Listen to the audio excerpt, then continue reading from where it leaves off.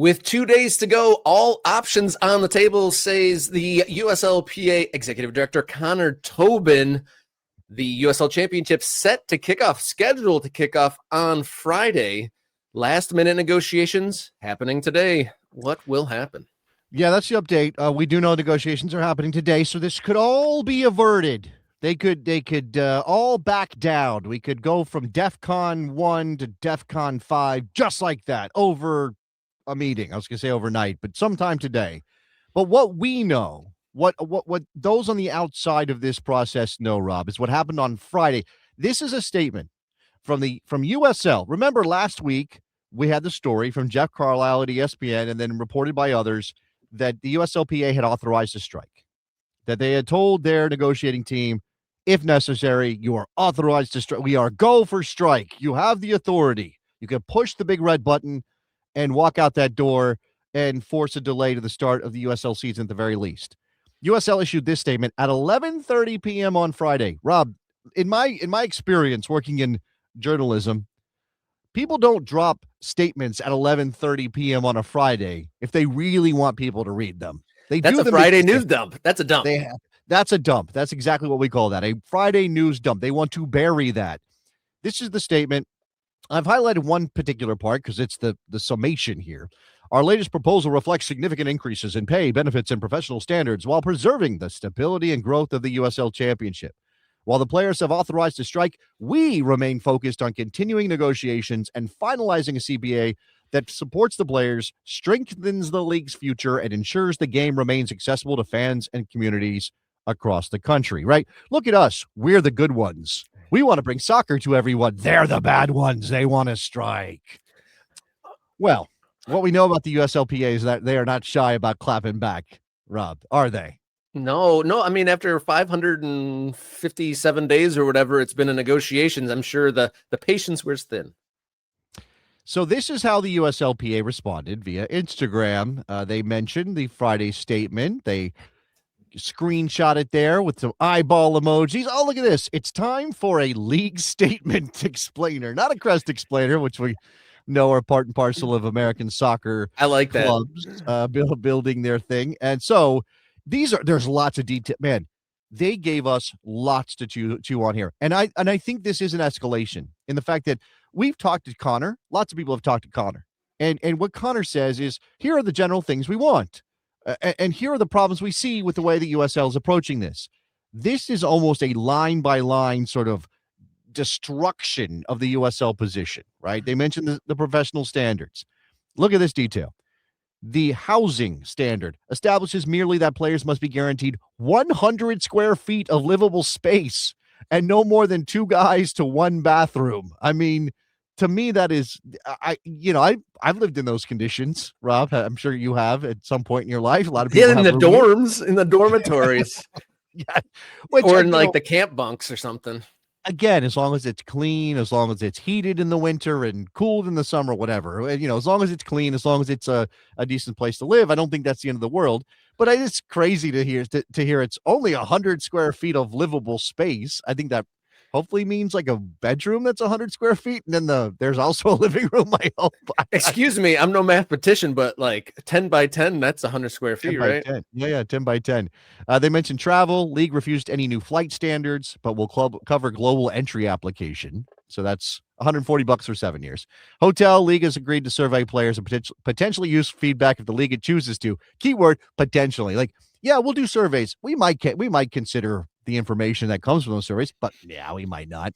Meals establishes that teams must provide post-training meals, Lunchables for all. I mean, is there a standard for post-training meals? Like, that's a good question. Medical clubs must add a part-time trainer to the 1 full-time trainer with required increase to 2 full-time by 2029.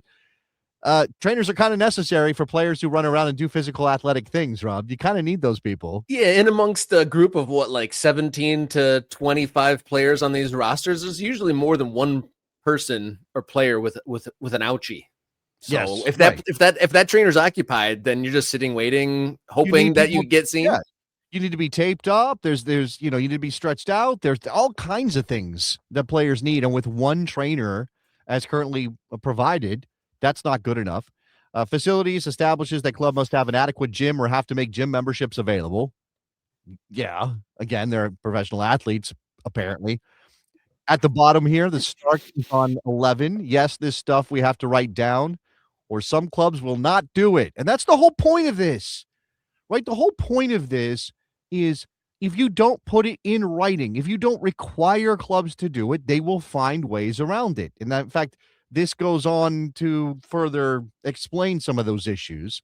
Mentions overall player care. Currently, the league refuses to move on the 2-month salary severance if a team folds. League One apparently is 3 months. But if you're severely injured, you may be entitled to 2 whole additional months of severance. Right? Again, this is the economic package that they say is referenced there, the better one. Some of this may be a little out of order, but you'll get the point here. Negotiating in good faith, that's what the league statement says. The USLPA says, after 7 months of bargaining, the USL announced D1 Pro Rel without warning or concrete structure.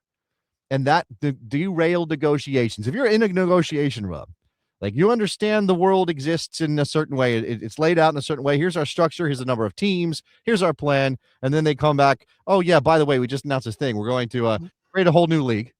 We're going to have 3 tiers now. There's going to be Pro Rel, which means players might be moving up and down between levels. Let's just keep going. I think Yeah, that would hardly be qualifying as transparent communications there. And I want to say, as we're digging in here, and this is definitely the player side, that a lot of the teams do provide these things, but it's the outliers, the 20 to 30% of teams that aren't requiring this. And we've seen in contracts, a lot of these requirements are per CBA requirements. And so if they don't get in the CBA, the players won't be getting them. I thought this was interesting. 12-month contracts. They've agreed to 12-month contracts. Keep in mind, they also want unilateral midseason buyouts at a discounted salary rate and to cut players off season down by a third. So they want, less time off, but also your contract can be canceled in the middle of the season for a lower rate than you would actually get paid out or get paid for the rest of the season. Give a little, take a lot is the way the USLPA frames that. Minimum compensation. As of today, the league's proposal would affect only 16 current contracts in 2026. Their proposal would have a league-wide year-one cost of $37,000 as it relates to salary and housing. 9 of those contracts are on one team, it says. Of the 16 current contracts that the minimum compensation line would impact, Rob. It really, the percentages of the teams, when they keep on referencing that 20% or this or that, it seems like there's like 1, 2, maybe 3 problematic teams in the mix, and the association is trying to look out for everyone in their group. And I'm curious if it would ever get to the time where they name the name of these teams where those contracts are those 9 on one team, which is pretty wild. Which team has 9 that have those sub minimums? Sub potential minimums. Man, I guess so. I'm sure there are people who have an idea of which club this might be. I'm not at liberty to speculate right now on this show. And I would say that again, this is why this USLPA is trying to negotiate, so that all of their players are protected because they represent all of them, right? There is a PA, and we do collective bargaining in this country for this reason, that sometimes you have to force management to do things because in a bid to cut costs or save money or make more money, they will find ways to screw over labor. Now, again, the tension here, and something I consistently mention because it's worth remembering, is between the players who want more and the owners who say, well, if we give you more, our clubs fold, or I can't do this anymore, right? So it's existential. This is existential stuff. And yet again, you don't have a right to have a soccer team if you can't provide professional standards for the players that you sign. And you don't get to call yourself professional or potentially first division soccer in America if you can't meet some basic standards, Rob. I think that is a reasonable thing to ask. Now, again, is the alternative no professional soccer in certain cities? Yeah, maybe. But we can't allow for soccer to exist if it means exploitation.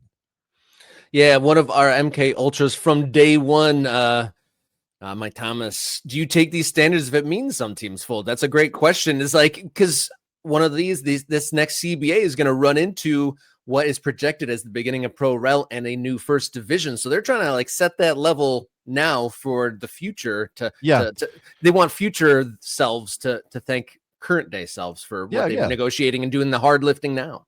Yeah. Another element here is the health insurance. So we talked about this a lot. Connor brought it up a lot. It's a major sticking point for the players, and people go, well, most teams have health insurance, or that's kind of the league's position, is like, let the teams decide their health insurance situation.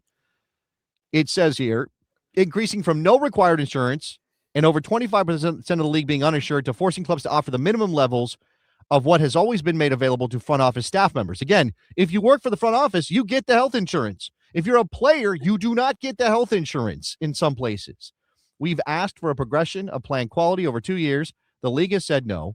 Currently, some of these plans have a deductible of $10,000. You might as well not have insurance if your deductible is $10,000, Rob.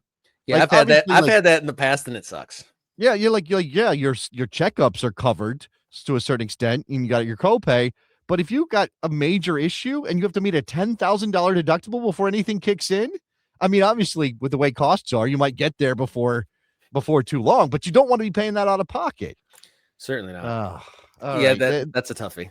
And a couple more here. Many people don't know what we're currently bargaining for the potential standards for the first few seasons of the new top flight. Again, bargaining for potentially USL Premier as well. When it was announced, they provided zero concrete answers about this division, their plans, how players will be treated, and what the vision was for this level of play. While it's been reported that the league has proposed a $60,000 minimum salary in 2028, Jeff Carlisle had that story. We talked about it. What they aren't reporting is that there is no inclusion of housing, and they want 6 sub-minimum contracts per team at $33,000.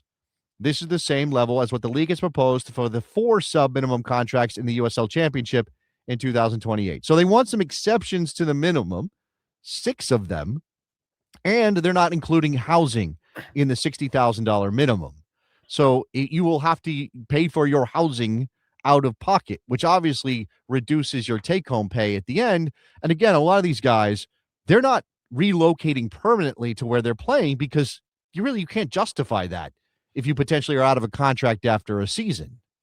Yeah, I mean, most contracts don't go beyond 2 years at this level, and to relocate yourself and your family and like buy a house seems pretty drastic and kind of unrealistic at that rate. And so a lot of these guys are getting housed. And looking in the comments, I know we got a lot of stories, but this is an interesting take from Riverside Grove. He said many of us would have given anything to play soccer professionally. I would have gladly shared a bedroom and bathroom, and much worse for professional opportunity.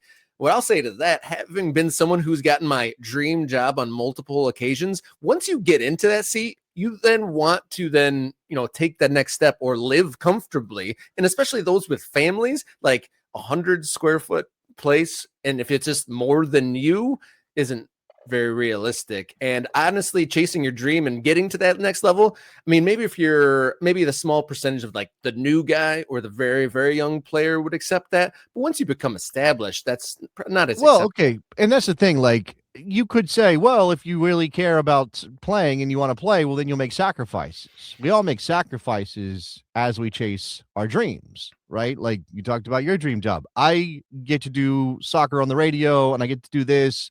And this is my job because I worked really hard and I made a bunch of sacrifices and I made no money for a long time and I was scrambling freelance jobs together and all that stuff.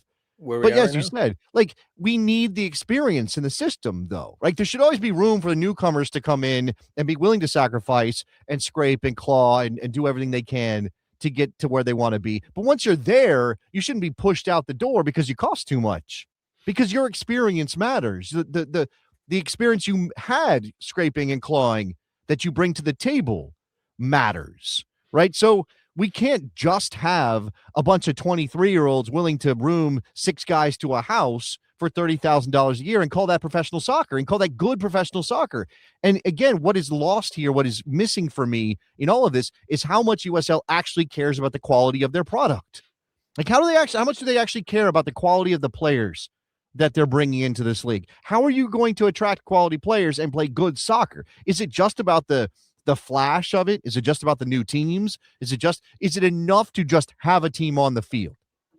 Or does the USL actually care about how good the soccer is when they get ready to launch USL Premier and a first division league? And presumably, if they get their way, enter into continental competition. Then what happens? Yeah, if they get into that continental competition, they don't have the best player they could possibly get. That could be a tough wake up call there. And then and then there's a certain group in the fan base that are there because their team is representing their town, but there's a whole nother category that want to be entertained. They want to see a spectacle. They want to see something that they've never seen before. And if the players aren't the highest level that they could be, then you're not likely to see that, or not as much to retain people, because you didn't see that wow moment that you potentially could have if the standard was a little higher. Yeah, I mean, again, like as I said, there are many points of tension and discussion here, and one of them is what is acceptable in order just to get this off the ground, right? What is acceptable just to have professional soccer in your town? And again, doesn't need to be professional, right? This is also kind of wrapped up in all of this is, what is the point of this for these clubs, right? If we're not going to say that clubs make money, then why are you doing it? And this is, again, why USL has leveraged the real estate play in order to push forward on getting new clubs into its leagues so it can populate its 3-division plan. Because what they want is towns to say, oh, this is good for developing our downtown, our blighted area, and we're going to put a soccer stadium there. And it justifies the expense on the local owner who comes in and now has a stadium solution already set for them. I mean, again, like everybody's scratching each other's back on some level, except the players get left out of the significant discussions about what it takes to lift this league, right? And again, without getting too sort of revolutionary in my framing here, labor and management, man, like it keeps coming back to that, Rob. Yeah, it sure does. And as before we move on to our next story, reminder that 2 days until kickoff for the USL Championship, and last minute negotiation session happening just now, or just right now, this morning. I'm sure they've started early. I'm sure the coffee is out. I would say there's a very good chance that by the time we post this segment, if we do it individually, or by the time you're done watching this show, even, who knows? And if you watch it back, especially later in the day, there could be a resolution, or there could be at least an update on that. And I will be watching it all day long.